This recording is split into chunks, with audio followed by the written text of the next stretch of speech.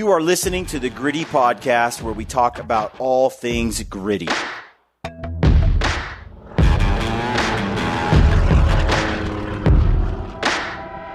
Welcome to the podcast. I am your host, Brian Call. I've got Brad Hunt here beside me. The guests on today's episode are Jeremiah and Thelissa Plyer. Mm-hmm. And Jeremiah just returned from sort of a pinnacle, once-in-a-lifetime, the most epic dream hunt ever. Archery only. He drew a desert sheep tag for southern Utah, archery only. Yeah, this is, there's no bringing out the gun later, right? This is all bow. Correct. So all you bow hunters out there who dream about coming out west or just a spot and stock hunt like this, spot and stock sheep hunt, you know, I think Jeremiah says in here something like a sheep hunt is something like $60,000, $80,000 or something. Right. That tag, I believe the year before or 2 years ago, had sold to the guide for like $80,000. So, I mean, it's pretty special to draw the tag just on the 13 points that he had for that unit. Yeah. Pretty incredible. Incredible to just draw the tag. The success rates are extremely low on archery sheep hunts. And this one is, I think this one is actually not too bad. No, the odds are, on a desert sheep hunt, the odds are a little higher than versus like a Rocky Mountain. But it's still, man, it's tough. To get a mature ram is super tough. You can go shoot just a ram. Yeah, Brad he shot a stud, by the way. He shoots a stud. We are going to bring this film to you in all its glory because it's just an incredible story. Brad hunted with Jeremiah. He was in his pocket the whole time, over his shoulder. You're right there on the hunt as if you're there. Yep. It's a great story. I can't wait to get it edited and brought to you. It's going to be a while because I want to do it right. And I want you guys to know a little bit more. I just want it to be the full thing, the full meal deal. But look forward to it. It will come. It's I find it deeply satisfying because it's an animal that I sort of dream about being able to hunt someday. And I've been on 2 sheep hunts now. I've never actually been on a sheep hunt, but also it's the archery thing. Mm-hmm. Jeremiah owns Wilde Arrow Archery Shop there in Centerville, Utah. And he's a wealth of knowledge. He delivers on this hunt. Great crew of guys that support their community around their shop is just great. And then they're just a group of excellent technicians, bow technicians. Yeah, I mean, it's a legit pro shop, not just any bow shop. Yeah. It's good. So phenomenal. It's great to tell their story. And so you're going to enjoy this podcast. Let us know what you think in the comment section below. We appreciate your feedback there. We are doing a massive giveaway right now, and you have just a few more days to get in on it. December 17th. We have the Gritty Stole Christmas giveaway. If you buy something at Peaks, a spoon, a hat, a shirt, or gaiters or poles, or the Teepee, or a headlamp, which are in stock at the moment. Correct. The Backcountry Duo headlamp. You are entered to win my entire gear kit. A giant $8,000 package. Yeah. And we're doing a bear tour right now, which is, people are like, what's a bear tour? We are going to hit 3 separate locations, cities, in different states. Missoula, Montana, Boise, Idaho, Salt Lake City, Utah. It's myself, Ryan Lampers, Mark Livesay, Brad is going to be there too. And we're going to do all things bear hunting. We have a whole list of things we're going to teach folks basically how to bear hunt. It's like a camp, a seminar, a get together, a summit, whatever you want to call it. And for more information on that, go to westernbeartour.com. Find all the details there. And if you haven't seen our latest film, Kodiak, The Island, please go check that out. It's on our YouTube channel. So far, we got a lot of feedback. It's good. Yeah. We dropped part 1 on Sunday. This Sunday, we'll drop part 2. It's just 2 parts. And it could be 3 or 4 if I get the time to edit later. But right now, for now, 2 parts. It's 2 parts, but we had a lot of fun on the island. And it's an epic adventure. Scratch that itch for some premium hunting content. Mm-hmm. I won't waste your time. I promise. You'll enjoy it. You'll learn a few things. And I'm trying my best to make stuff that's worth your time. And I think we do that, show to show. So go check it out. We love to get your feedback there too. And anytime you leave a comment on YouTube, whether it's our podcast or our films, it always helps us get the word out and helps us with the YouTube algorithm. So Absolutely. anything you want to type in there, we appreciate, except for mean stuff. Don't do that. Just stick to the, we do like candid feedback though, so don't hesitate there. Absolutely. And without further ado, let's get into the show. Thanks for tuning in and stay gritty. Folks, welcome to the Gritty Podcast. I am your host, Brian Call. I've got Brad Hunt co-hosting on the episode. And we have the Plyers. We have Jeremiah Plyer and his wife, Thelissa Plyer. And we're at the Wilde Arrow Archery shop. And Jeremiah just did something the most bad A thing you can do with a bow. Just throwing that out there. It's so you killed a desert bighorn sheep with your bow. First of all, and it was also, by the way, wasn't guided. This is draw tag. This is in the state of Utah, southern Utah. So how many people have had this tag so far? I think only 6. I think this is the 3rd year they've done it. Okay, 6 tags. It's the 3rd year they've done it. How many people have tagged sheep with a bow? Not very many. No. As far as the research that I've done, that I've seen, I think only 3 guys have killed that I've seen. So success rate's pretty 50%. Yeah, 50%, which I mean seems pretty good for a bow hunt, but yeah, not very high success on that. So yeah, how high? well, especially when you have days to do it. Yeah. So one of the things, I didn't get to go. I'm so upset, but I actually had obligations and stuff that came up. But I had when I found out you had the tag, this was in the summer sometime. I was like, we got to film this, and so whether it was me or Brad, somebody was gonna film this thing. So Brad did go, and Brad captured the whole thing on film. We have a badass film coming out of this. We're going to tell the whole story there. But I wanted to do a podcast to flesh out some of the behind the scenes, maybe pick your brain. I didn't get to go. I'm going to go over the footage, so I feel like I'll get to feel like I was there somewhat, which is why film is so special, I think.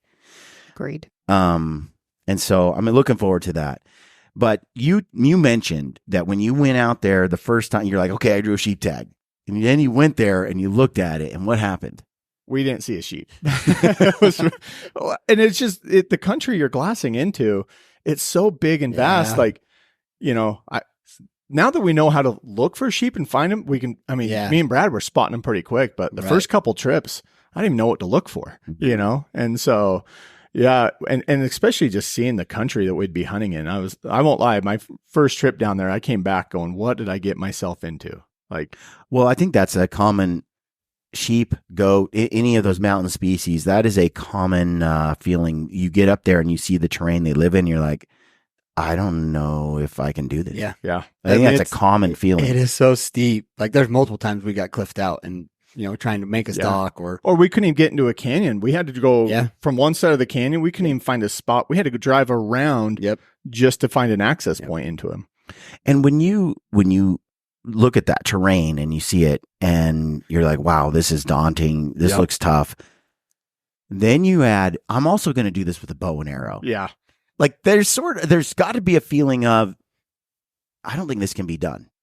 Like there's got to be that piece of it that creeps up a little bit. Like, I don't know that this is really doable.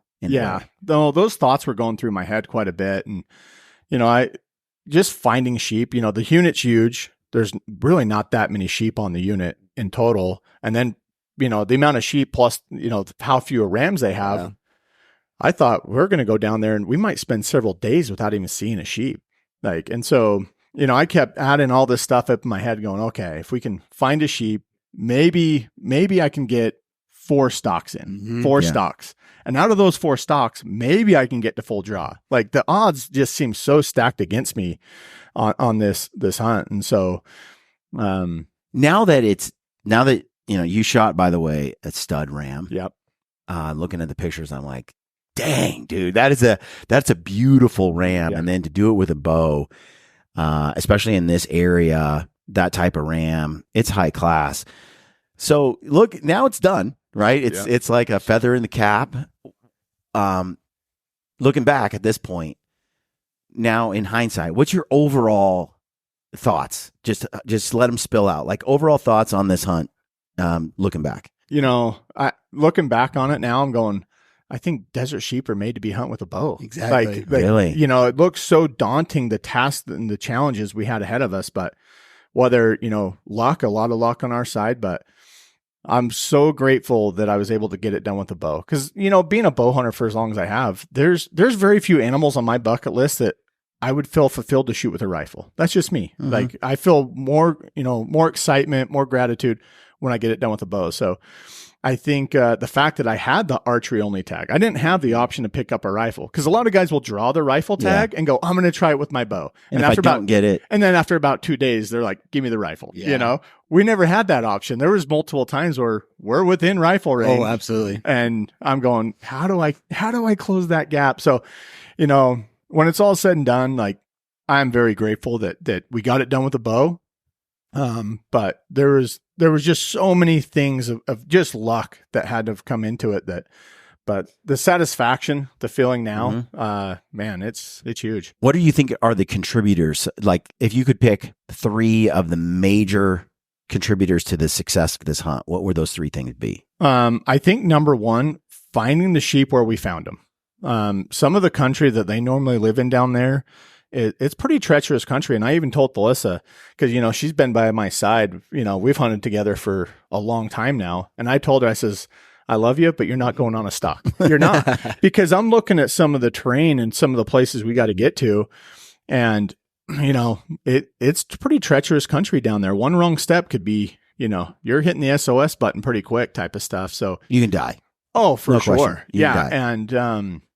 And so, I think the biggest thing that we really lucked out on is finding the sheep where they were at. The canyon that they had moved into was more accessible, more conducive to bow hunting by far. And also on that canyon, there was roads on the north and south side. Mm-hmm. So we were able to get good glass into that canyon, and not have to drive very far. With how that unit kind of breaks down, if me and Brad were sitting on a point one day and we're glassing across into some pretty gnarly country, but to get to that other side, you're talking a 3-hour drive to get around it. Wow. You couldn't physically get from this side of the canyon to the other. It's just impossible. You'd spend 2 days trying to navigate different cliff bands and access points. And so I think the biggest thing is, one, we found the sheep in a great canyon that was conducive for bow hunting, easy to stalk. And then they were just consistent for us. Mm-hmm. I did an interview with South Cox. It's one of the first interviews I ever did on the Gritty podcast. And I sat down with him. And one of the things I asked him about, being successful with the bow, especially because he does so much with stalker stick bows and recurve. And he said to me something like, I hunt the terrain, not the animal. Yep. Like I don't waste my time trying to and I've taken this to heart. Like when we go to on bow hunts in Arizona, Colorado, Mexico, like we, especially spot and stock, we look at the area and we say, okay, there's $20 in here, and my dream buck is in there, but trying to kill one in there is like the odds are super low. Yep. Over here, there's only $1 or $2. But if I can find that buck, it's not quite like this one, but I can kill that buck. The odds are so much higher. Yep. And guys get sucked into the siren call of this deer over here in this place, and they spend all their time there. Yeah. I remember talking to Ryan Lampers, and he found a monster buck in the flats, these juniper flats in Arizona. And it's just juniper flats for as far as you get down in them, you can't find anything. Right. There's no, and he'd see this big buck, but he's like, I could waste 20 days in here trying to get that buck, or I can go over to this mountain area where maybe it's not as big, but I can do this thing with a bow. And I think that takes some wisdom, discipline. Yeah. Like, based off the scouting trips that we put in, we finally, some of our later scouting trips, we finally started to find some sheep, but I narrowed it down to really 3 areas in the unit that I was going to focus on. I'm like, we can glass sheep in this other area, but I knew just to get in and out of there daily, you're talking, 5 miles in and days to get in there. And based off of some of the guys that I talked to that knew the unit really well, they told me like, hey, you can get in there. There's sheep, But if it snows, you're stuck. Like, do not come out if it snows. And, because our hunt was so much later in the year. I mean, we had some December. cold temps. Yeah. We woke up to snow one morning. Yeah, we had snow, and we actually got socked in. We couldn't even go glass that morning, really. So, but yeah, through, looking at the whole unit, I kind of narrowed it down to 3 areas where I knew there was sheep in them. And I said, we're just going to hunt there. Like, there might be the biggest ram, to your point. There could be the biggest ram that and me and Brad did I think we did find the biggest ram. We did. We glassed him, but we looked and go, we're talking a couple miles probably to get into him. But the bench he was living on, I don't know how you get up to it. Yeah. And even guys with experience that you would talk to are like, I've been trying to figure out how to get to that mesa for 20 years. Yeah. And he's like, you can't get on it. It's just cliffed out all the way around. So I go, it was cool to see him, but I'm not going to waste my time getting in there. You know? Yeah. That's interesting. That's what I suspected would happen. You mentioned finding stockable hunt areas down there, and that you were going to narrow it down to a few places because you had made your analysis and you were like, I got to have a sheep show up here at some point. Yes. Because then I can kill them. Yep. That's how we've been hunting for a long time. We'll watch. I learned this from Ryan Lampers. I used to kind of go out, find a deer, give it my best shot, go home. The next day, go find another deer, give it my best shot, go home. Then I hunted with him, and he went out and found the deer he wanted on a hillside. And then he found it again the next day, and the next day, and the next day, over and over. And he watched it, and he watched where it went, and he watched the terrain it would go in. And then he found, wind is good here at this time of day. And sometimes he walks by this point, and that's where I can kill him. He's killable right there. And he waits for him to make the mistake, and then he slips in and he kills. And it's become like this just formula. It makes total sense. Right. But a lot of guys that, I think bow hunters especially, they have more of the approach of wander around with a bow and hope you bump into something. Yes. Yep. And every day you never know what you might bump into, which is a totally different strategy than actually tactically finding it, relocating it, watching what it does, patterning it, and then waiting for it to make that mistake. And that's a skill, a talent that I haven't quite mastered yet, is knowing when they're making a mistake, when to slip in and do my thing. Well, I think the biggest thing is time, right? Yeah. Like, if you can sit on that buck for 4, 5, 6 days, however long it takes for him to make that mistake, versus, a lot of guys that, work and life and family, like, they're the weekend warriors. I've done that, working sure. here. I've been the weekend warrior. And so you see a buck and you're like, I kind of want to go after him because I got to go to work tomorrow, dude. And so like Brad grew up hunting elk on the weekends. Yep. And so you can see guys that do that. They develop a style. Yes. Zoom in, you find it, you attack, and then you go home and you come back, and they're much more aggressive. They've had a lot of at bats, so I think they have really good stalking skills. I don't know very many people that are better at. I mean, I've hunted with a lot of guys, and Brad's up there with the sneakiest I've hunted. Yeah. By the way, I want to ask you about Brad's, after having hunted with Brad, what your impressions are of Brad as a observer now, having hunted with him. But oh man, I kept calling him my sheep guide down there, and gosh, guy is just strong as an ox. He's probably packing more weight in camera gear than I had on a sheep, and this guy's running up the sandstone backwards, filming me. One-handed. I wish I would have had a camera to film him. Yeah, yes, one-handed. One-handed. He looked like a sheep getting around that country. He would just hop from this side to this side, one-legged. I'm like, holy cow! But his knowledge on that hunt was huge, because there was a stalk that we did where I thought we were in a good spot. I get set up, and Brad goes, "Hey, I think you're a little too skyline. Let's back up a little bit." And after kind of turn around looking, I'm like, dang, he's right. So having him behind me and his perspective, and the amount of days that he gets to spend in the field every single year, he just learns those little tricks that a lot of guys, even me, that I bow hunted a long time, but I'm still making mistakes, right? Yeah.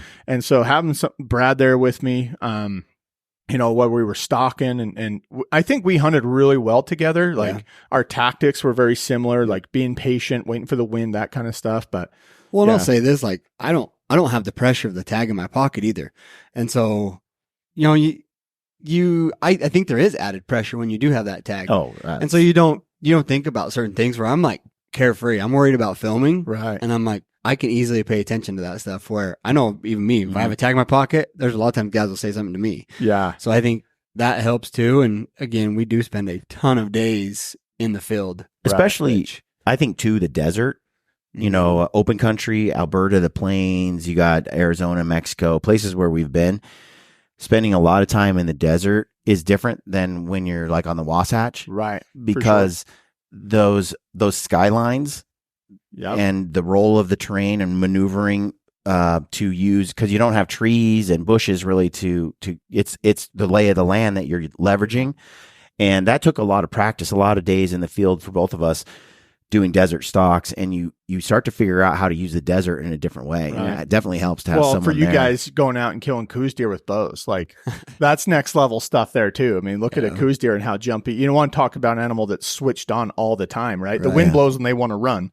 So for you guys' knowledge to be able to get within bow range of coos deer, like I felt like that was like your knowledge of that definitely transferred over to the sheep hunt. Yeah, for sure. And we were like, again, I think it goes back to the terrain that you had chosen to hunt in. Yeah. We knew there were sheep there. So it's like, okay, this is our spot. If we can keep the sheep here and not blow them out on these stalks, we can hunt them day after day after day. And there were a few days we didn't pick them back up. Yeah. But there are almost every day for the first 3 days. Yeah. We had stalks. Yep. Multiple stalks. Yeah, let's unpack that for a minute, because I think that's another mistake that is common is hunters hunt to the point of failure. Yeah. And then they go back home that day. And the weekend warrior kind of does that. He has to. He has no choice. You know, you got to push it to the limit. This is your only chance. But if you got the time, it's much more effective to don't hunt to failure. Right. Hunt to where they don't know you're there at all. Right. And then back out if you have to and live to fight another day. Yep. Because the worst thing is for you to push them out of that spot and then they run up to that ledge that your big ram is on, and then you're hosed. Yep. Yeah, we use that tactic quite a bit there, and you know, glassing into that country, we were, to Brad's point, we were finding them. I think I found those sheep opening morning, first day, and you know, I'm on the in reach going, hey, because Brad and Mark were actually glassing a whole other canyon. You know, I thought the first couple days of the trip, like we're just gonna try to find a sheep, locate our sheep, and then get a game plan, and just super lucky first thing that I found that big ram he was running with about 6 ewes at the time, and they had another ram in there, and but this other ram was quite a bit smaller. I think he's probably like a 4.5-year-old, you know, maybe somewhere in there, and but glassing as far away as we were, I mean, you're looking at little dots. Yeah. You know, it's really hard to judge a sheep from that far away, and that was the first sheep that we ended up chasing. We actually put multiple stalks on him. Almost killed him the first stalk, first day on that ram. And I was like, that's cool, but we can't do this right now. Yeah. We can't kill this ram right now. I want to see more. Yeah. How did the hunt feel day by, like, was it a situation where you got discouraged and you're like, I just don't know? Or did it build up like, I think I can do this. I think this is doable? Honestly, like opening morning to actually find some sheep and a couple rams, I'm like, we're already winning. Like that was, I thought was going to be the hardest thing of this hunt is just locating the sheep. And then, you know, the fact that we found them in an area that was just so huntable. And I think what had happened is, you know, me and Brad were talking as the hunt were going on. It had gotten really cold. Like the first morning we were there, I think it was 16 degrees. You know, everything froze. Cold. It was cold in the mornings, and it started to kind of warm up in the day. You'd get upper 30s, lower 40s temps. But I think what was happening is the sheep, when they get cold, they wanted to come up and be in the sun, and they wanted to feed a lot more. And I think just that time of year really helped us, because I think in the summertime, I don't think you're going to catch sheep where we found them. No, I don't think so. They're going to be down in the bottoms of the shadows and where you can't see. Yeah, where they're cool. And so I just think that time of year just kind of worked out perfect, honestly. Well, and I think, I mean, you can correct me if I'm totally wrong. An advantage I think we had was we had multiple rams found. Yeah. So, you know, we had a really good ram found. We had the small banana head, we called him. Yep. And then we had that 4.5-year-old ram. Yep. Which, again, any ram with the bow is an accomplishment. And so I that was kind of our advantage. Like, we put a stock on this ram, but if we did happen to blow it and push him out, we still had 2 other rams that we could go after. Other options. Yep. Yeah. And so I think it helps to have those options. If you just have one ram, it's like, man, if I blow this stock and blow them all out of the country, we could go days. We could go days without seeing rams, and we didn't have that. So we're pretty lucky. Yeah. So, Thelissa, you were there the day he shot his ram. Yes, I was. Now, you've been hunting with Jeremiah. How long have you guys been together? When did you get married? We got married in 2010. Okay. And so we've been together for 16 years. Yeah. How'd you guys meet? The bow Actually, shop. Met him here at the bow shop. Yeah. Nice. Yeah.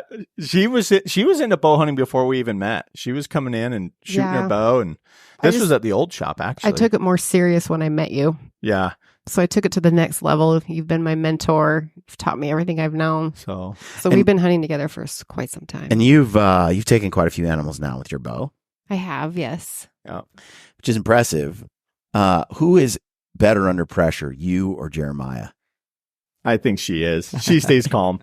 Yes, that is true. Yeah. I think women tend to, don't they? They Like do. generally. Yes. Why? I Like, think like Joel Turner mentioned this too. Like a lot of women are much easier to teach how to shoot bows or shoot guns in general, shoot in general. And they tend to have a mind that's pretty calm. And the average female is a better shooter than the average guy. At the top echelon level, the highest performers are usually men. Right. But there's a lot of the average, the women are better. She outshoots me all the time. He We says were in that, elk but- camp 2 years ago. We're at 90 yards, and she's stacking 4 arrows like this. I just put my bow down. I'm like, I'm just gonna watch He you wouldn't shoot. come out. I wouldn't. I was shooting terrible that day, and she's like, "This is fun," and I'm like, "I'm not having fun." You know? right. My wife, Suzanne, shoots really well too. Like for not spending a ton of time doing it. Yeah. She hung out with Joel Turner. She got some instruction with Joel one time at his house years ago. And Shop. we got a over shop there. dog guarding Yeah. the place. But she executes just like Joel taught her. Yeah. And she doesn't get that anxiety, and she doesn't freak out, and she doesn't punch it, and she just enjoys it. She's like, this is fun. You just kind of hold it there, let it like float around, and you squeeze and you hit. Yep. It's like, dude, my mind is trying to control. Everything. I'll never forget the last elk she killed. We were up in Idaho. This elk walks out, and I'm so nervous for her. I had to have 2 hands on the rangefinder. You know, I'm trying to rangefind, and both hands are shaking. And I give her the range, and she draws back, and she settles her pin. She looks at her bubble, and then boom, shot, and then perfect. And I'm like, that me in that situation? Like, I'm really kind of nervous to see the footage that Brad got of me on camera because I'm sure it's not going to look It's pretty. good. And like, I don't know if we want to get into that yet, but I mean, I remember those 2 breaths that he took. I don't want to give away the hunt Yes. because I want It's I want cool. people to see It's this on cool. the film, so I don't want to give away too much. Yep. But you were at the Yes. hunt, Felissa, and Yes. then you saw from far away Yes. It was through the about spotting 2,000 scope or yards, something. around- 2,000 yards. You were around watching the 2,000 stock go yards, down. yeah. And then I heard there's a lot of whooping, hollering, and language Yeah. from the team on the other Yeah. side looking through the spotter. They didn't have much faith in us. So I had Mark, one of my best friends. He works here. I think he was more excited that I had the sheep tag than I was. I mean, he was going. Mark went down and did scouting trips without me. He's like, I'm just going. I couldn't get out, and so. But I had Mark, one of my best friends, Tito, and Felissa. And as me and Brad were on the south side of this canyon, they're on the north side. And so they all 3 got to watch it go down, watch us stalk in. And we were just as like piped up and pumped as you were the whole time. Like we had our highs, It's like our watching it on lows, our TV. highs. Yeah. It was like so something crazy. go down live. It was Yeah. crazy. And then you ended up. Well, I don't want to give away too much, but what was your impression of the country? Oh, it was intense. Very intense. Very discouraging. It looked challenging, Yeah. but I feel we conquered. Yeah, we did. We did. When you look back on it right now, what was the highlight for you? Being there with him when Yeah. he Yeah. shot. Not necessarily by his side, but being But there to seeing witness it because I could only take so much time off work. So I was just hoping I would be able to watch him connect with that ram. Yeah. How many hunts has Jeremiah done and you're not there? Very few. I went to Alaska twice. I did some moose hunts without her. There's been a couple, but rather than that, like all of our hunts every year, we plan them together. We do them together. Like, Our anniversaries during the Idaho elk hunt. So every we year. always got hunt married on in our September. anniversary. So Yeah. we I think we killed a bull one day after our anniversary. Like our goal has been to try to kill a bull on our anniversary date, and we missed it by one day. One day. So That's cool. Now that the hunt is kind of kind of over.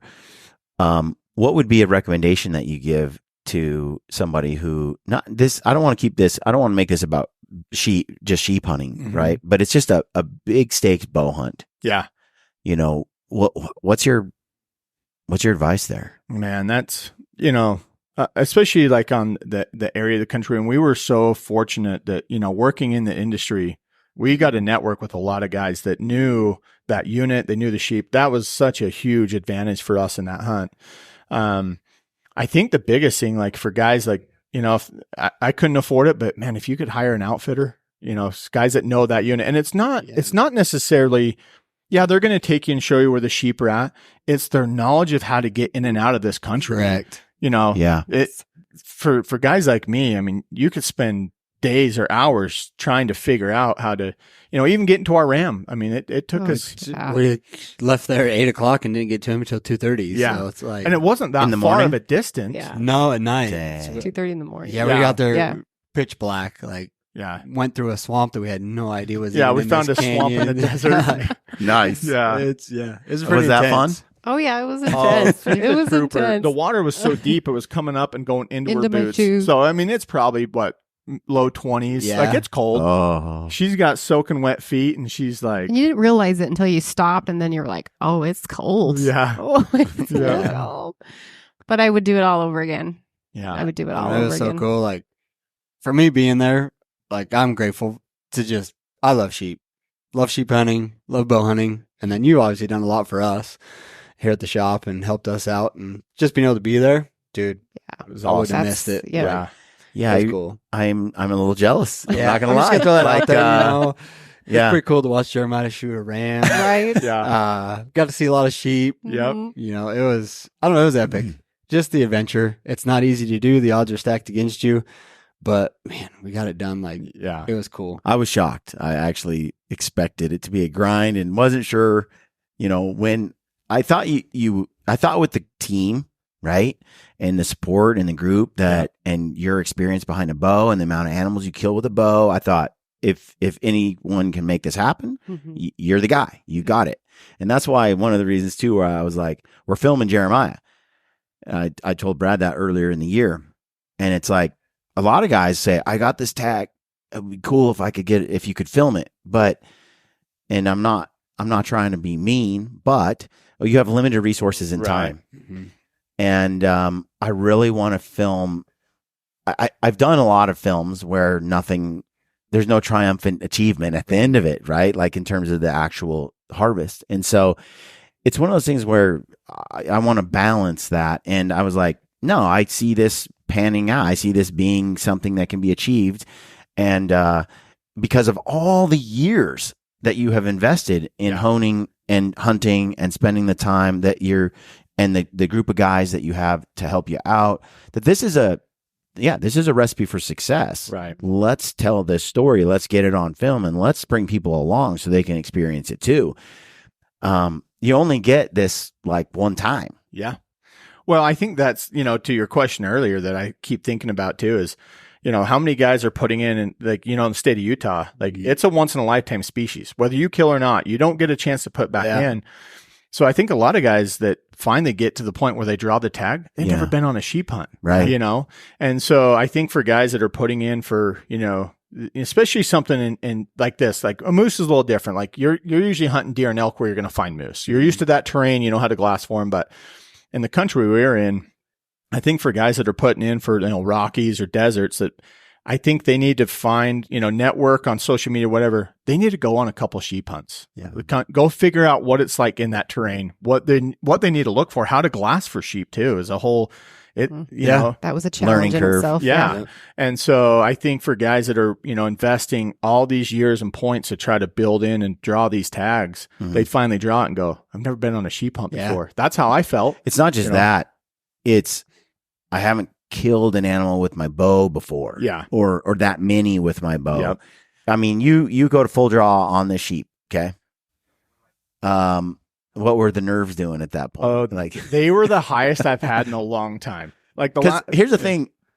I'm sorry to interrupt, but I've put the camera on people too. There's a lot of people, There are people who go like, I don't even notice the camera there. Yeah. I'm focused on this Right. thing, but I want that sheep so bad that there's all these stakes on it. Then I think there's a subconscious knowledge that this is all being filmed and the whole world could watch you wet the bed. Right. There's that whole thing, right? There's added levels Mhm. to the pressure Yeah. that you I impose agree. when all your buddies go down there for weeks on end and prep for you.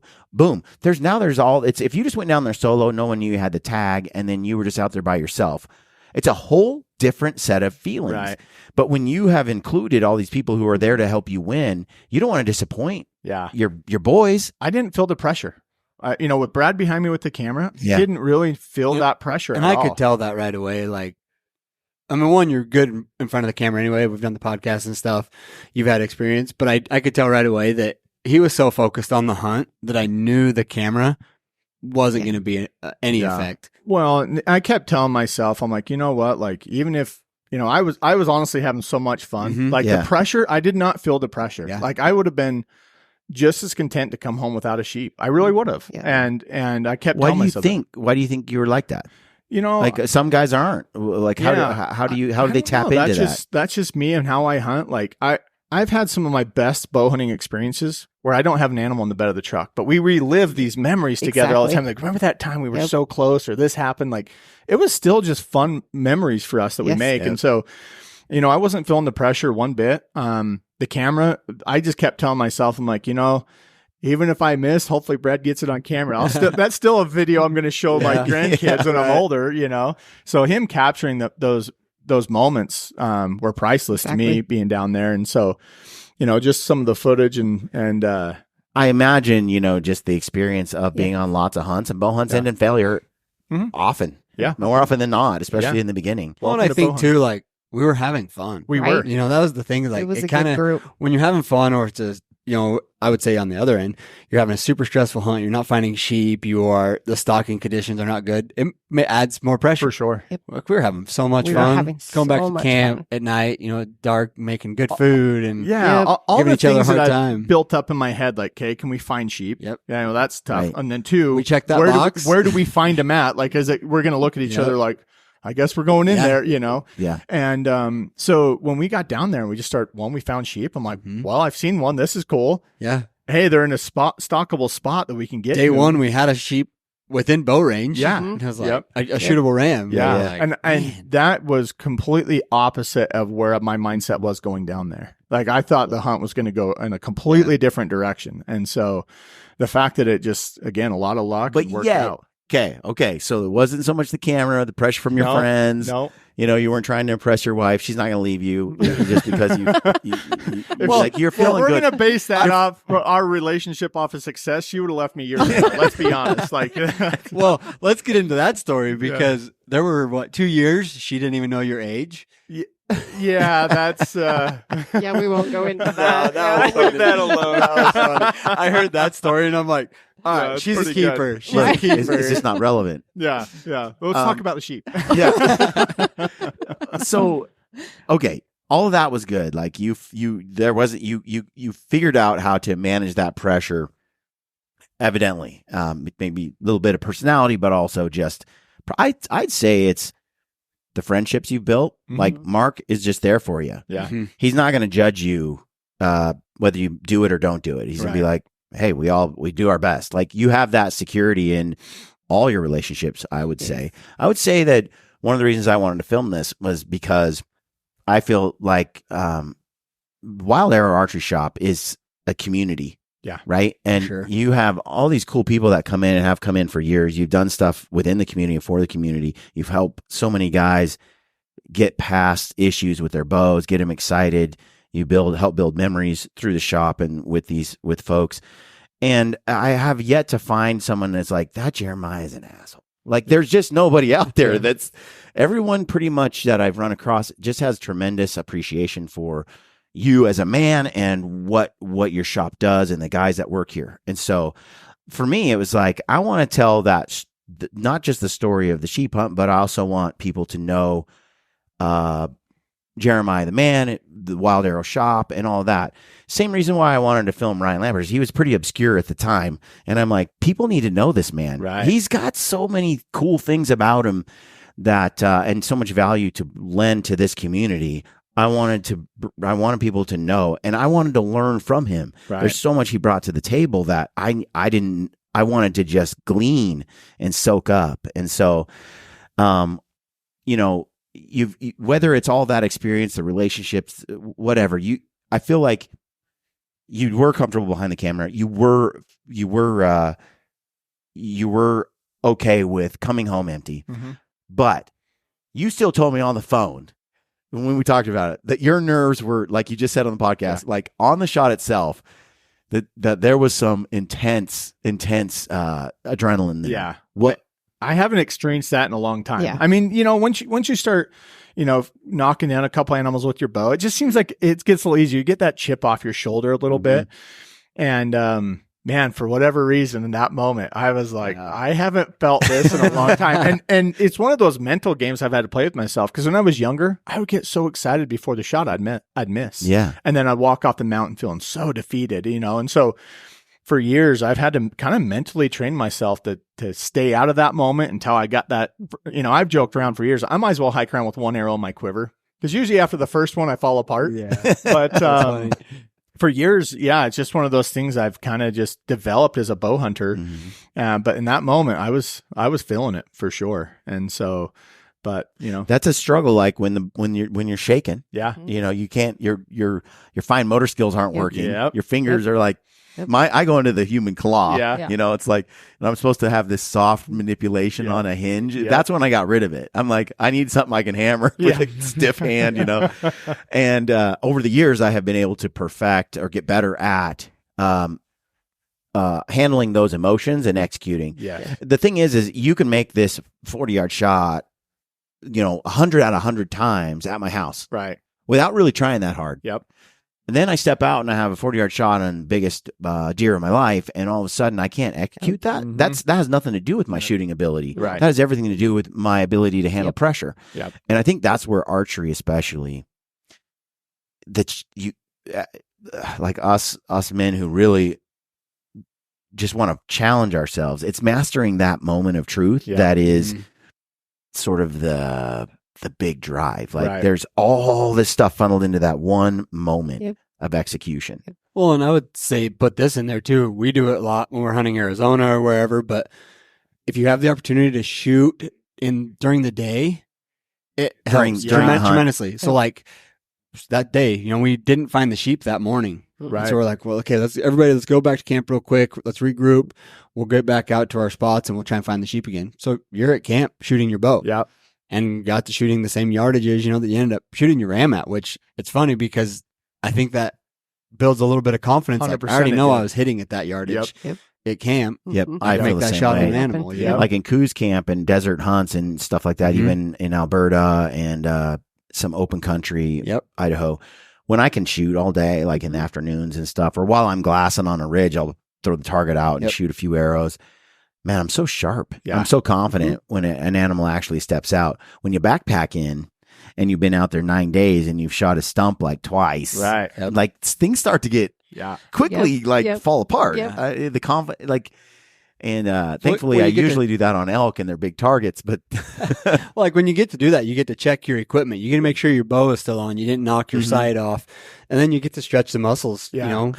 Well, and it's different too. You know, shooting your bow early season in the summer versus some of the colder temps we had. Like, you know, the first day we were down there, that's miserable. You know, I've got, you know, layers and puffy coats on and my hood's on because my head's cold, and I drew my bow back and I'm like, this doesn't feel right. It doesn't feel the same, you know? And so, you know, two things kind of happened. One, you know, we did have the opportunity to go back and shoot and practice, but the other thing is it did just warm up a little bit, you know, that a little, you know, going from upper 30s to the upper 40s, that 10-degree swing was huge because I was actually able to layer down quite a bit. So much easier.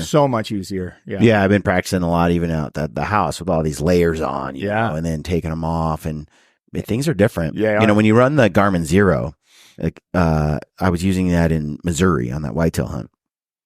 And before that, I was on another hunt where I couldn't use the Zero, so I was running the option sight.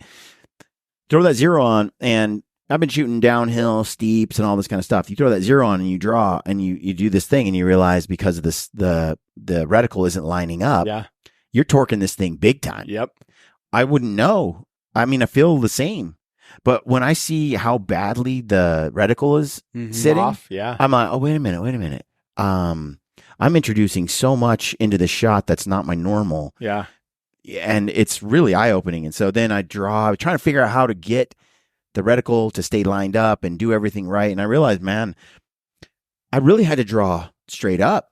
And then I had to twist at the waist. And I've heard Bodie say, no, Turner, you can like draw straight at the object. Right. Well, every time I did that, I was so far off. It was silly. Yep. Some guys are good at that. I'm more of that kind of that old school approach. I start level and like to angle down. I just feel like I get everything set more aligned in that position. And it's more movement versus, you're in a tree stand, there's a whitetail and you draw and you're trying to angle down versus less movement definitely drawn at them. But I played with it days and days and days trying to figure out how to get it to stay aligned. Yeah. When I draw straight at it at a downward angle, what am I doing wrong? Couldn't figure it out. All I know is if I draw straight up and then tilt, I'm on. Yeah. That was real eye opening. And I wouldn't know that without that zero, which was interesting, but you couldn't use that sight this year. No. Utah got rid of them. Got rid of it. So you were out there, and what sight were you using? So I was running a kind of a custom sight. So I was running an HHA slider with an UltraView 3-pin scope.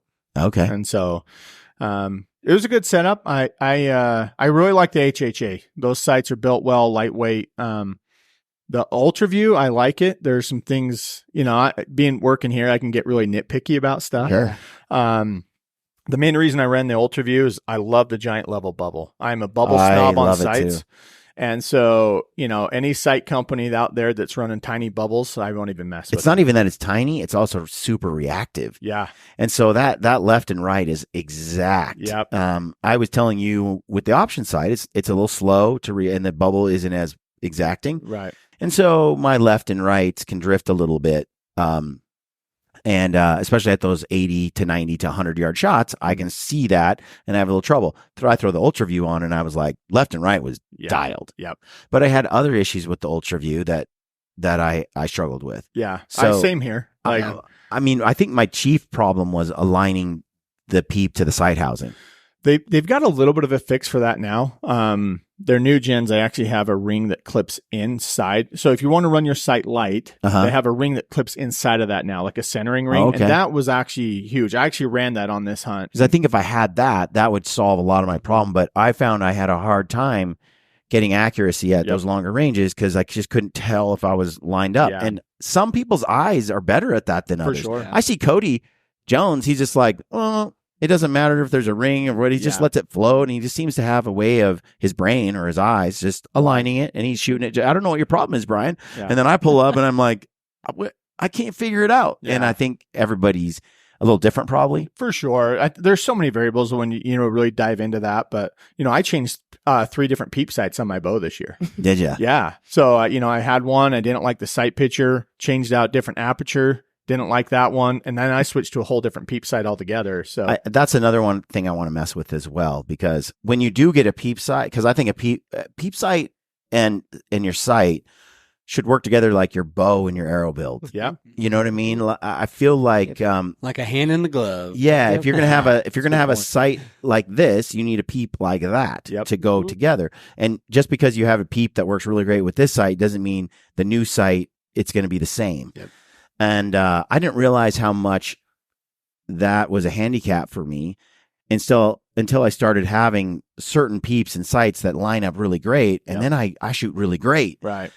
Realizing that I need a little extra help in that alignment for whatever reason. Mm-hmm. And I think other people don't have that problem. They are able to. I think it's so bow dependent though too. Yeah, string angle. String angle is so huge depending on where that string hits you. And so, there's so many little factors, and that's a lot of these sight companies now they're making these bigger, brighter rings that it's really easy to try to get that Peep sight centered on there. Yeah. So, but there's certain bows that I struggle just with my anchor point in general. Like the draw length's fine, but my anchor point feels off. Changes too. Like everybody that has a different draw length thinks totally different with the bow, how their bow fits, this bow fits the other person. It's, I don't know. You just have to find what works for you. For sure. I know that PSE Mach 34.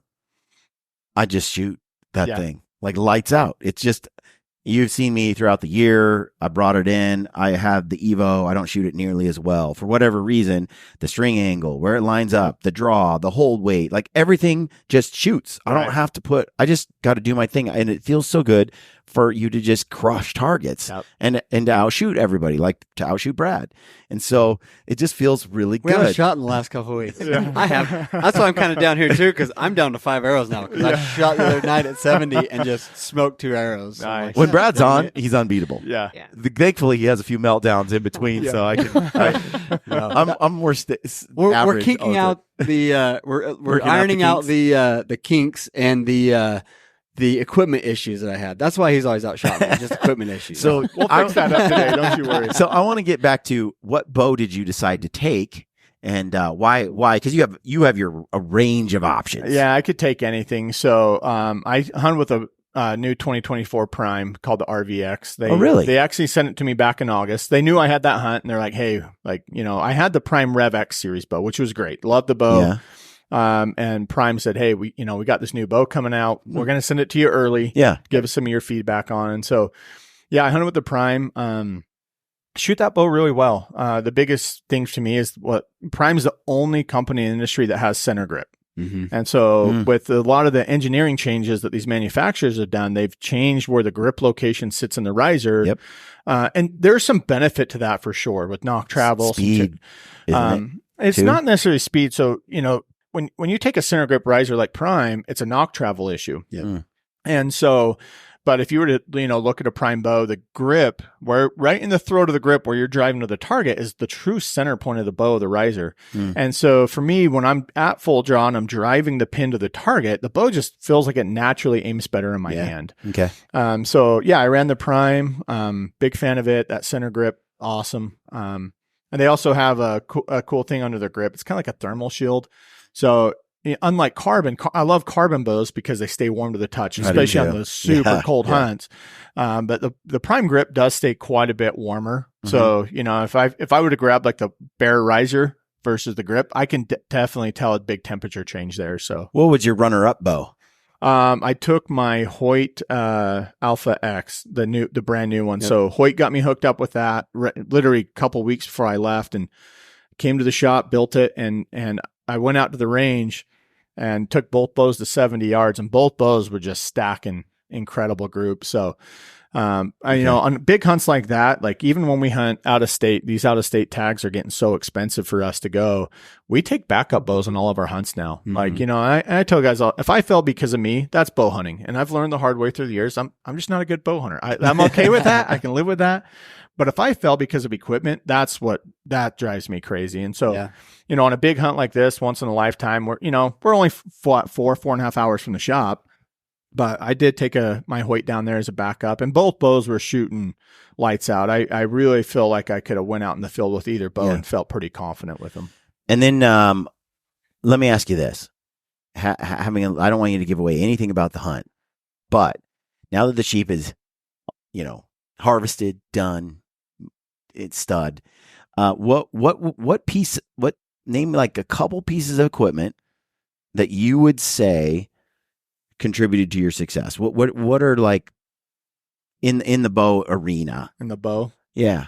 Was it the arrow build? Was it the... I would say number one would be my Broadhead choice. So I ran that Mega Meat from G5. Great mechanical. Opens up to a 2-inch hole. I had a lot of experience with their Dead Meat series, which was great. I think I had 15 to 17 kills on that one. Okay. All great results. Yeah. And at first I was really nervous to run that 2-inch mechanical. It's just something in my head is like, that's just too big. But last year I harvested 3 animals with that, and man, they worked flawlessly. And so that was my Broadhead of choice for this hunt. So I've been using I haven't had the Valkyrie set up for quite a while, and I've got the mechanical death switch. Yeah. Right. I killed a lot of animals now with that death switch, and I took it to Missouri, and I shot 3 deer with it in Missouri, coast to coast, like from, like they're on, like, especially it's a 524 grain arrow, right, with that head on the front, and it's like 278 feet per second. So it's ridiculous. Yeah. But I am kind of in love with this whole heavy mechanical broadheads For sure. deal. Now, my question to you is, you have experience with that head as well, the one that I've been using, the build I've been using. I'm curious, like the build that you used, how do they compare? So what's your pro and con? I really like that mechanical from Valkyrie. It's worked great. You know, and I base a lot of my opinion based off of customer feedback, because I have this conversation a lot throughout the shop. So I hear customers come in and tell me what's working, what's not working. But that Valkyrie mechanical is great. Felissa harvested a whitetail with it last year. Worked awesome. But the main reason I didn't run the Valkyrie system that I've used for years on this hunt is I just couldn't get the speed and the distance out of it. By the time I went to, because I'm running a 30-inch draw, 80 pounds, I had to run to a 250 spine arrow.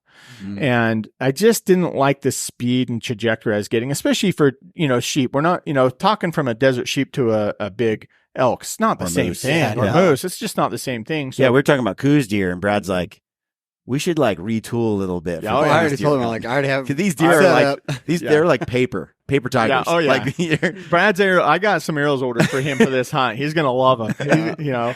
So fast and light. Yeah, super fast, super light. But the only thing about light that I worry about is wind. There's two trains of thoughts on that though. Some of the pros that I've talked to in the industry likes the lighter faster because they think it gets to the target sooner. So there's less wind push on it. And then the other spectrum of it is, we want heavy arrows that don't push as far in the wind. So it really depends on having run one and then the other. Yeah. This is my opinion, having just my own, the heavy arrow just crushes the wind in a way light arrow doesn't. Yeah. In my opinion. I don't know if you were to maybe try to give the arrow less drag and all that kind of stuff. Yeah. Maybe that light arrow won't perform. I think vein selection, there's some factors there for sure. I mean, I like the speed. Yeah. Especially with coos deer. That's a big freaking deal. Yep. They're so fast. And then I like the distance, because those are two things with coos deer hunting that matter. Right. Yeah. I don't know. Yeah. Like on this sheep hunt, I ran my arrow was a little over 470 grains. So still a pretty stout arrow. But I think out of my prime, I was still shooting, last I checked chronographed, I think it was like 302, 303. So that's a pretty stout arrow that's ripping pretty fast. And I like that for that, just to get that little bit tighter pin gap, when you're starting I want to do that too. Yeah. Especially when you have the advantage of a long draw length like you and I do. Yeah. It's so nice having your pins that just, the speed you can handle, which in turn gives you the opportunity to go still a heavier arrow than most people. Correct. Yep. And traveling faster than most people. Yep. Where like shorter arm guys over here, they have to sacrifice one way or the other. Yeah. But and I've learned that through years, like building Felissa setups, I've had her kill elk with arrows that weigh 370 grains, and they've worked. They're great. But we've learned throughout the years, like the setup that I make her run for a mule deer is not the same that she runs for elk. Right. It's two different setups. Exactly. And I came up with this idea years ago based, my dad, I'm at his house one day, and I tease him, but he's got a different rifle for every species on the planet. You know? He's like, this is my fox gun, and this is my coyote gun, and this is mule deer and white. Like, and I got to thinking about it. I'm like, the average bow hunter picks one bow setup, one arrow setup, which is fine. I think that's adequate, but you can do it.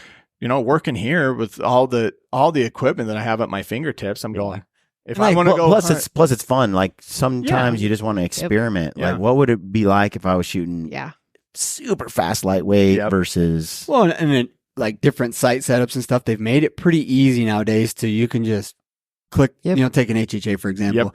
You can click that dial out and put a new one in with a different sight tape, and you're sighted in for these arrows right here. Quick. Quick. Back to, so the broadhead was a major factor for you. For sure. Okay. And what else? Do you like the arrow build? I do. I like the arrow build. I tried retrofitting some different inserts into it, and it worked. I don't think I'll ever do it again. It was kind of a build that me and Mark come up with, and the arrows performed well. I spent the time all summer long to build them, knock tune them, shoot groups with them at distance. Because at 302, tuning is a little more challenging as that speed Yeah. increases. Yeah, but what I do every season now, so on this particular build, I ran a 4-fletch heat vane, which has been one of my go-tos for years. Or other arrow builds, I run a 3-fletch heat vane and true helical. Both of those vane setups for me work great for my standards. Yeah. But what I do every year, even if my main broadhead I'm going to hunt with is a mechanical, I actually tuned my bow to fixed blades through the summer. And I chose a really large fixed blade. So I was shooting the Striker X from G5. It's a 4-blade, but it's 1.25 inches. It's one of the biggest. I mean, they don't fit in certain quivers on the market. They're so stinking big.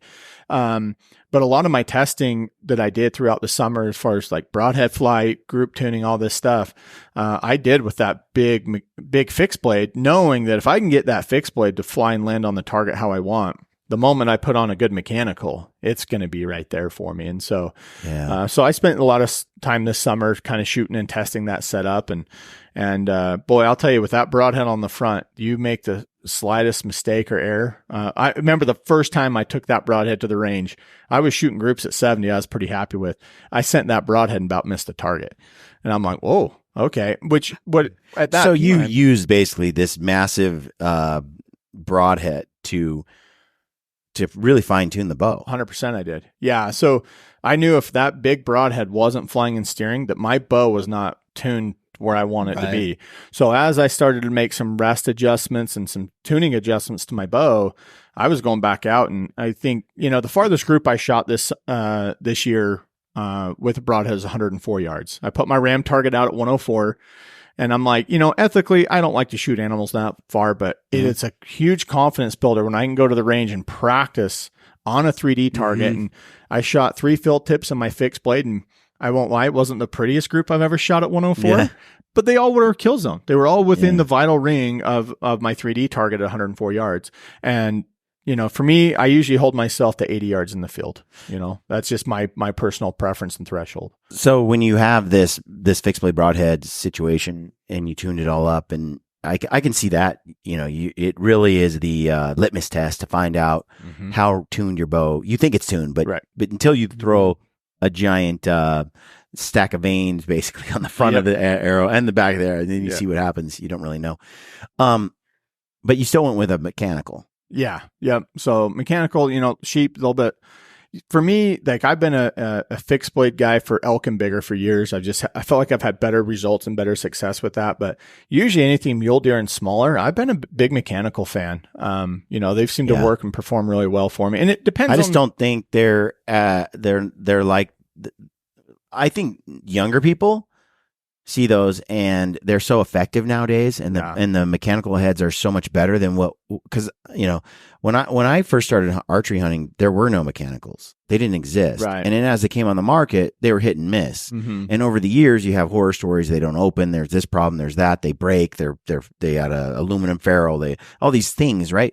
But I'm looking at today's mechanical broadheads, and I'm thinking, man, it's getting harder to justify a fixed blade over a mechanical. I would agree with you. And performance and devastation and all these things. And I hate to say it, because 3 years ago, I was over here going, mechanicals suck. Yeah. If you use them, you're a moron. I didn't say that. But I mean, and now I'm like kind of full circle going, man, I don't know. I am seeing that modern mechanical heads, if you get the right one, you have the right build. Yep. Guys I really respect, like Brian Barney, out there shooting critters with mechanical heads, and doing so for years, even elk and stuff, and crushing. So I started to switch over a little bit when the Valkyrie Death Switch came out, and now that I've shot tons of animals with that thing, it has never let me down. Right. And the hole is so devastating. It's so massive.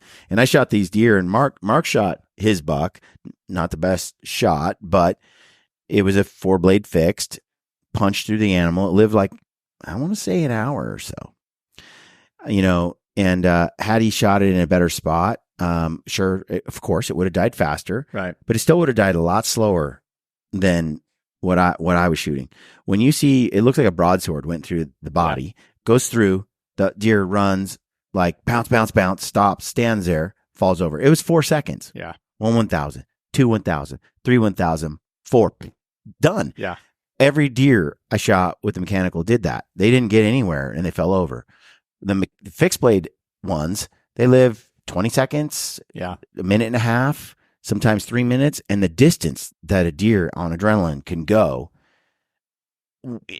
in those seconds, it's seconds. I don't want that. Right. So I'm actually pretty impressed. Plus, it just comes down to the accuracy.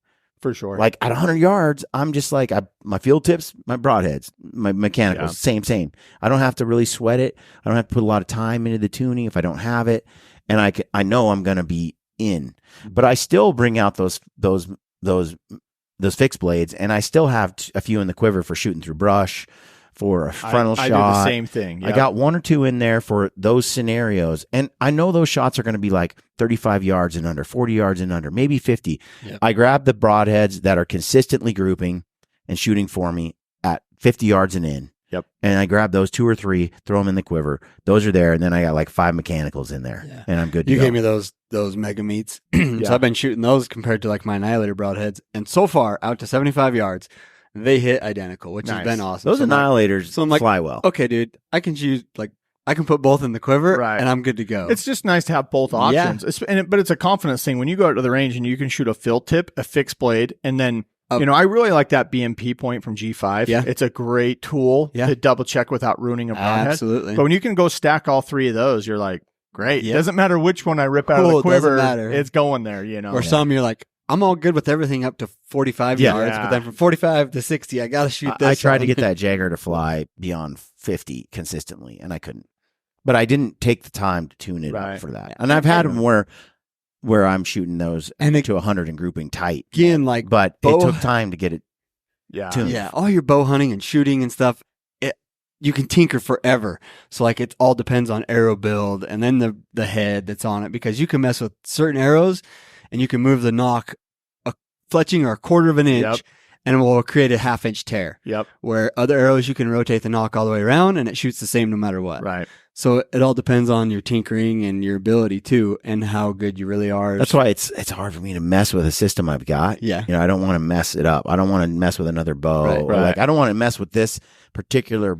And I think that's where when it's working. If it's system. not, if it's not broke, and that's where my ADD kicks in, and I'm like, well, I want to start tinkering with this now. Yeah. And then he shows up to the tack, and he has just brand new crap. Well, and then when you got lighted nocks flying out of your arrow during the shoot, I had to give him some type of advantage. I was going to say, I think if it weren't for that, you probably would have beat him for those. We'll never know. I mean, I smoked. We'll see. He beat me. We have more of these to go. We're gonna throw down the gauntlet. So on a far bunch as of when these, it matters in the giveways, I'm up 2-1. So that's a little bit higher pressure. I feel like. I don't think so. I think we're more 2-1. tied. Yeah. But yeah, it's fun. I think. What release did you choose? I shot a Hinge release, so really I've been running a True Ball HT for years. I own 4 of them. They don't. Dude, I cannot do the hunting with the Hinge. Me either. I own 4 of those, and I have tried so many other releases, and I like them. I shoot them well. Yeah. I've tinkered with the Ultra View release. Really like those. I do really like that new stand click that you guys are running. Yeah. That's I think that's a release I'm going to spend a lot of time behind this year. But with that HT, I mean, I've shot it for so long. I don't know, 30, 40,000 arrows out of that thing. I've shot that. That's my that's my Hinge too. Really? And it does feel good. Yep. Just I killed a lot of animals with it, like 6 or 7 animals with it. Yeah. And then I failed like 5 times in a row after that. Really? So it's like a new guy that gets a recurve and he's like, trad hunting's pretty easy. And they have this string of like successes. Yep. And then they wet the bed for like 3 years. Yeah. Like, screw this bow. It was like that. I couldn't mess with it, and then I couldn't hit with it. Yeah. And I think part of it was when I analyzed it, trying to figure out what happened. Those early shots were like 70 yards, and I had all this time in the world, and there wasn't any wind. And it just so happened that these scenarios propped up, and I just came to full draw, took my time. Yep. Then the following year, the shots were heavy wind. I'm trying to do this. It's quick action. Right. I don't have time, and they're close shots. And that's when I realized, that's why I actually I want to started be able to carry. to punch the trigger when I want to punch it. I started to carry. Control. Well, I told you this. Yeah. I would carry the Hinge and the button. Yeah. Thumb button. Yep. And then what would happen is my favorite thing is if there's some bull elk out in a meadow just grazing and I got all day, hinge all day long. Like takes all the anxiety out. I just hold, take my time, and It's like I shooting a know target. I know it's going to hit. Yeah. I just know it. But you give me that hinge in the wrong scenario, there's going to be some crap in the bed. Like there's just going to be some bad things go down. Yeah, and I've done that for years where I've hunted with both. Like I've had both on me, you know, and especially chasing elk where they're moving through the timber and you're like, man, I've got a foot window that I actually have a shooting lane. Sometimes you got to be at full draw and just hit the send it now button and be, you know, hopefully it's there. But I'd say for the last 5 or 6 years hunting with my hinge, like that's been kind of my saving. And, you know, Felissa, she executes so well. She hunts with a thumb button, but she stays so controlled in the moment. Her shot execution on an animal doesn't change from shooting targets. Yeah, it's just she's there. Same for me. Like this last year when I got the stand, I shot with Joel at the Western Hunting Summit. When I got up there, and I just have carried over that really well over the past year. It doesn't matter what I'm shooting right now. I just execute. I like the travel in the stand. Mm-hmm. I like the click. And then I like the travel.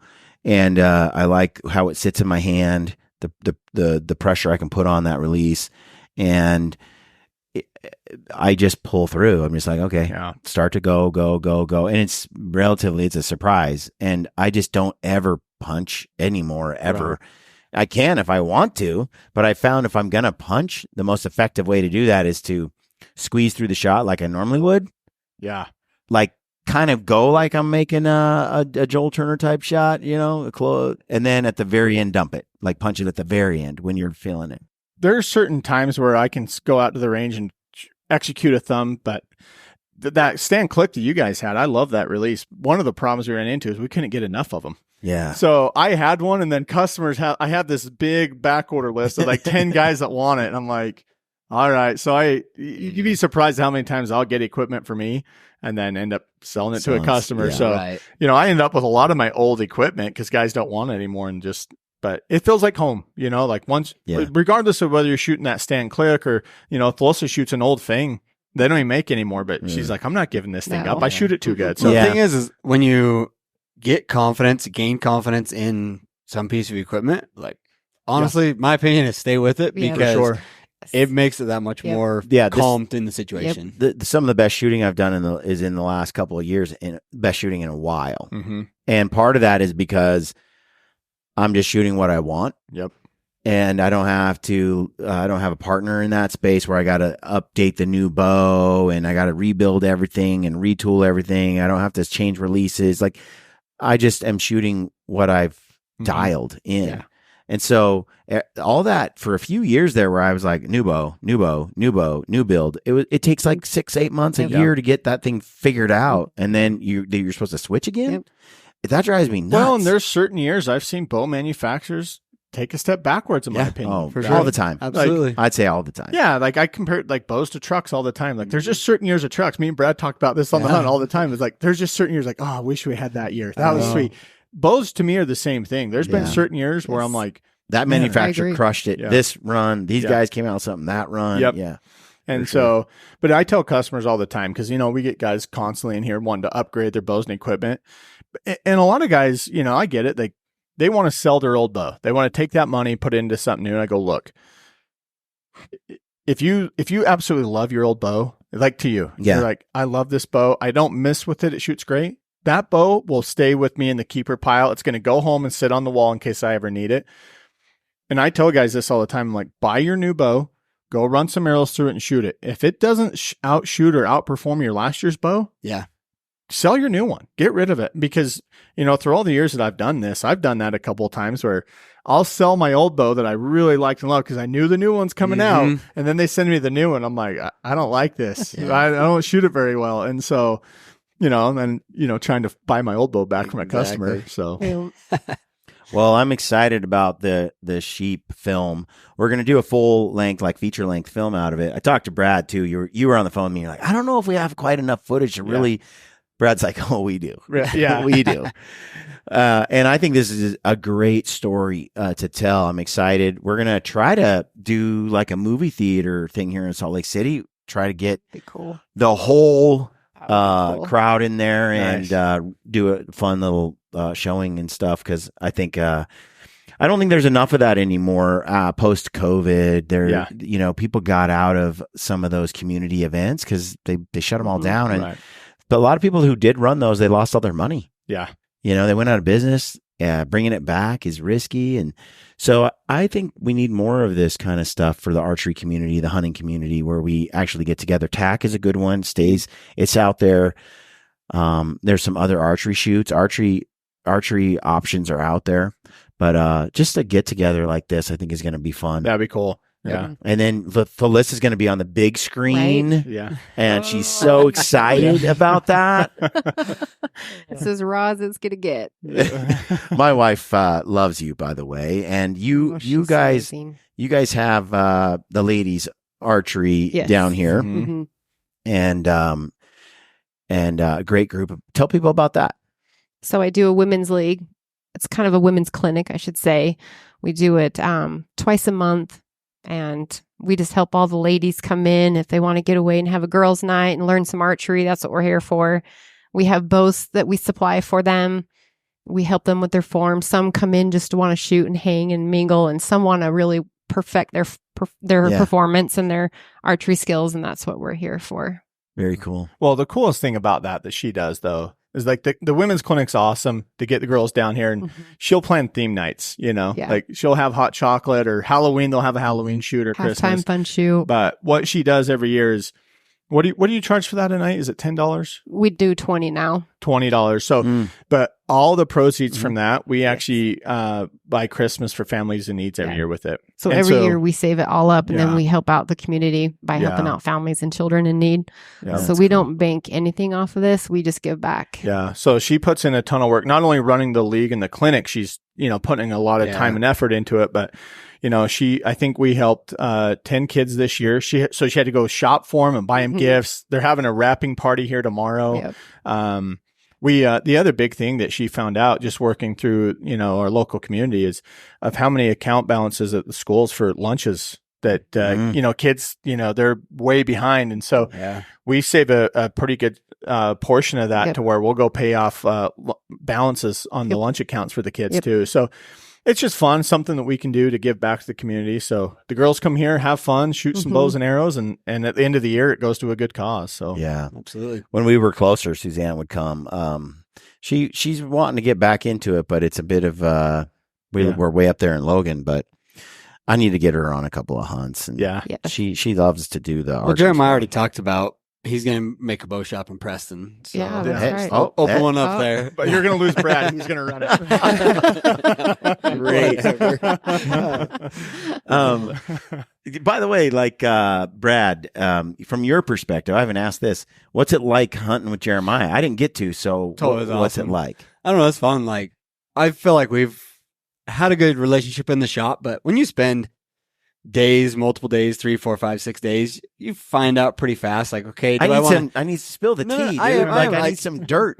Jeremiah's good. He doesn't have any dirt. Like, Okay, everybody okay. knows. Let's rephrase the question. Jeremiah's okay? the nicest guy on the face of the planet. What did you expect hunting with Jeremiah to be like, and then what was it? What was different about it? Ooh. I mean, I thought we'd be spending a lot more time like hard hunting, backpack hunting. And I thought I was going to convince him that we were going to go hunt out of a backpack. And I was not opposed to it. But it I was like, not opposed we to didn't need to though. it. Yeah. That's more hunt related. Yeah. Well, after hearing some of the hunts, and like this guy, it's like, I packed 10 miles in with 100 pounds, and I'm like, Yes. okay, Well, we do. I mean, yeah, We that's do. what you guys do. So when he's telling me this, I'm like feeling the weight of my backpack, feeling the weight of his backpack. I'm like, taking some of my stuff, throwing it in his. I was so. doing some research on hunts to apply for this year, and I have enough points for different hunts. And one of them, I was reading about it, and they said, for this hunt, you really, I'm on some forums. They're like, you can't really do this hunt unless you have horses. And I'm like, well, what does that mean? Yeah. What do you mean? What? It's like a mule deer or a goat hunt, and it's like you need horses. So I'm like, okay, well, why? And so I'm trying to figure out why they say horses are needed, and it's like, well, it's like 12 miles to get there. Like, so Okay. that's like one day. And it's like and they're like, you can't get your gear in there without the horses. And then you need to be back there like 10, 12 days. I'm like, we do that all the time. Right. 17 miles is where the hunt starts. Yeah. And I think one of the things, and once you've done it and you're conditioned and you're spending 100 days a year or 150 out there doing it, our mindset is completely different than most people. And I think sometimes when we go on hunts with people who don't have the luxury of the lifestyle that we're living, that we take for granted what it is that we do. Right. And so we get out there with somebody and we're like, yeah, let's just go over there, not realizing that they haven't spent the 100 days doing this prior to, like, by the time he got on this hunt with you, he had all of September, all of October, and all of November. That's 90 days. Right. Plus all of April, plus all of Yeah. Well, January. When a guy wears out 3 pairs of crispy boots in 1 year, you've hiked a lot. Like, he showed me the tread and there's nothing left. He's like, this is my 3rd pair I've ran through. I mean, the boot itself held up, which was impressive. Yeah. But Right. he There's hikes no so tread. dang much. He wears off the tread off these things. And I'm looking at my boots from 3 years ago going, dang, like, Yeah. Well, Well, I mean, we do. Well, I we think- put in basically 5 years of hunting in 1 year for the normal guy. right. Well, and I think that's why we're going to double down this year on our content about gear and how to.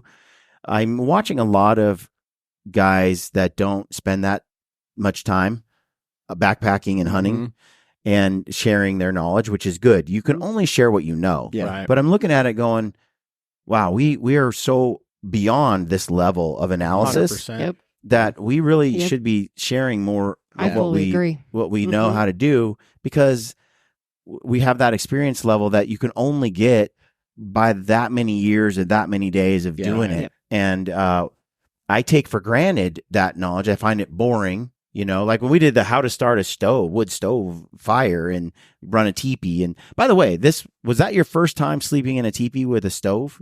It was for her. Was for me. Yeah. So That's why I was stoked to go. Yeah. I was like, I'm going. Well, Jeremiah and I are like, okay, we're going to go sleep on this ram where he's at. We're worried about coyotes and all that stuff. And Felissa was like, I'm going. Jeremiah's like, well, it's cold. I was like, we can just pack the little teepee. It'll be Jeremiah and I. And she's like, I'm going. So I'm like, okay, I'll throw the big teepee in the big stove. Yes. we'll go. That's She was not awesome. letting me walk up on that sheep without her. So That's She was cool. a trooper, man. Yeah, So it was cool. Well, to answer your question, I would say for me, Mhm. I wasn't sure how the glassing would be. Like, I Yeah. feel like I'm a pretty good glasser. Like, done it my entire life, glassing for mule deer. I feel like we're at the top of the top. And Yep. so I'm like, I don't know what their glassing abilities are. Marcus killed Oh. it. He crushed it. Yep. And having good optics and stuff. But once we got to hunting, I was like, no, Jeremiah is at the top of everybody with glassing. I mean, that would be my biggest thing that I wasn't sure about, to you Yeah. reassured that, yeah. Mhm.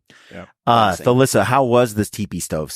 Was that Oh, it was amazing. from Because now on? my feet got so wet and so cold, he like kicked it into gear. Like, you just had to get out of his way. He like got it all up and fired, hung my socks up. It was like, I was warm within seconds. So that was amazing. I poked my head in the tent. Felissa's in there in bare feet, and her feet is about this far from the stove. I'm like, don't burn your feet. Yeah. And Real her, cool. heck, that thing heated up so Oh, fast. yeah. We were shedding layers. and And, that was a fun Mhm. night out on the mountain. You can see how we talk about this all the time, the teepee and the stove combo, especially with a little bit like Dyneema and it's lighter, and you go with a little bit lighter stove, you're talking 2 pounds each that Right. you carry for the luxury of having the warmth and the shelter. You can go really deep and Yep. stay so much longer. And you don't notice the floor not being there at Nope, all. not at I all. mean, you begin to prefer it greatly over time, especially in late seasons. And man, it's so comforting. Mm-hmm. The fire. Yep. Yep. Well, especially like It is. we ran that 2 years in Alaska because I did moose hunts back to back up there, and you go out there and it's just you get wet, you get cold. To come back and stoke that thing and just sit there, it warms you up and dries your clothes out. You're like, that little titanium stove is an absolute game changer. Mhm. Yeah. So, Yeah. and that teepee was so big that what you brought, I mean, Yeah. we couldn't even really get the full footprint of it because of where we were at. Yeah. It fit all three of us. It was too big, so it wasn't the prettiest setup we had, No, but it did the job. Yeah. Hey, for 3 people, that's a nice teepee. I told Brad, I'm like, take the peaks, and then take this other one, 3-man, because it's so nice, especially you don't want to have to bring 2 small ones, right? And then one person's off by themselves, right? You know, so when it's this kind of group, you just run it. And the big one, when it's cold or wet, it's just nice to have that much more inner space. Yeah. But the downside is it weighs more. It has the footprint can be a problem trying to find a place to put it. And in this particular case, to me, the peaks having the rafters up there with the poles, that cross member, and stiffen it up, and all the tie downs and the 2 doors instead of 1, and their dome and all the stuff. Like there's just some luxury features that come with the peaks, and it's bigger than the other teepees in its class. Like just slightly interior space is bigger, so it's cool to use it, but overall that size is ideal when it's 3 people. Yeah. Felissa would have loved for me to just bring a single because she was already sick of me by the end of the hunt. No, we had so much fun. Like we were giving each other a hard time the whole trip, which builds a relationship too, you know, and you're holding each other accountable. And I don't know, it was fun.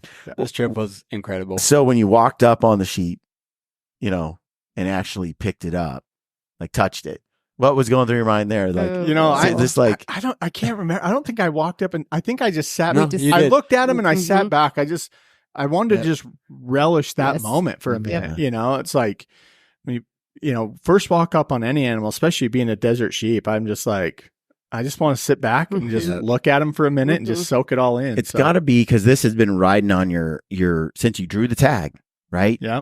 We as hunters, we carry that goal and that pressure the whole time. But then to be there and sitting there right there, it's like all of a sudden the first time you did the thing. You did the thing that was the hard thing and the goal. And there's this weight lifted and this euphoric feeling that you have sitting there and being there. I mean, there's been a few animals I've taken, and it's just like with a bow, especially, there's just a feeling that you get that it's hard to explain. Yeah. Yes. Yeah. The sense of accomplishment with anything with I remember my first animal with the bow was a cow elk. You would have thought that was a 400-inch bull for how excited I was. Like that was to this day, that's still one of my fondest hunting memories, shooting my first cow. And so, yeah, walking up on that sheep, it was, it kind of hit me in waves. Like, we got there, I just looked at him, and then all of a sudden I just think, I'm like, I just shot a sheep with a bow, and I keep, I mean, it's been, a week now, and that's still, the thing. This has been our thing the whole time. You just shot a sheep with a freaking bow. High five in camp. And I mean, that's going to And even for me, not having the tag, like, I would sit back, and, even when I got home, I'd sit back and I'm like, holy crap. Like, Jeremiah just shot a freaking sheep with the bow. Like, I don't know. It's an accomplishment. Yeah. And a stud ram. Yeah. And there's something about sheep. I've held a few in my hands, but the mass on the bases and the bone and stuff, when you feel it, it's different than an elk, isn't it? Yeah. It's different than a deer. Like, there's a feeling. Just the mass weight. Like I keep picking up the head at home, and I'm like, oh my gosh, this thing is so cool, And the cool thing about that too is like, I wouldn't consider myself a trophy hunter by any, like the run ram we tried to kill from banana ram. I would have been, he wasn't the banana ram. Yeah, he was bigger than the banana ram. We never did put a stock on the banana ram. No. But the 4.5. He was safe. That one was safe. But I kept teasing Mark when we were down there because we did see a pretty small ram. I'm like, it was the day before the hunt. And I told Mark, I'm like, I'm going to kill that ram tomorrow. He's like, no, you're not. I'm like, you better take my arrows because I'm going to go in and kill that. And I had Mark all worried I was going to go shoot this really small ram. But, I look at it and go, for the conservation side of things for the sheep, like I wanted to try to shoot the oldest, most mature ram I could. But with only 21 days and a bow, I kept telling myself, I'm like, the first cool ram in bow range is probably in trouble. If it speaks to you, do it. Yep. Yeah. And, and like, shooting, I think that other ram, we put him about 4.5 is what our. Yeah, pretty close. I would say 4.5 years old. Yeah. And so in bringing people along with this story in the film, like what is it you kind of want people to walk away from this podcast, these films, thinking? Man, I don't know. Just honestly, the biggest thing I would say is, when you draw a tag like what I was fortunate enough to get, honestly, don't add that much pressure to you. Go down and enjoy it. Go have fun. Like if I would have went down there and just like, man, I've got to kill a sheep. I got everybody. People Brad's do filming. that. Like most guys, a lot of guys do. Yeah. Honestly, I did not feel that pressure one bit. And just having everyone there, having Felissa there, getting to hang out with Brad and Mark and my buddy Tito came down. Like, I was having so much fun just at camp. I'm like, if we don't kill a sheep, I'm still having a great time. You literally told me that right before the day you shot your sheep. Yeah. You told me these memories that we're creating and we're making, it to me is worth everything in gold. Yeah. Like if I don't get a sheep, I'm having fun. content. Yeah. I mean, honestly, it's a gift. I think too, looking back, I was telling you about filming Ryan and his daughter Paley do their hunt together.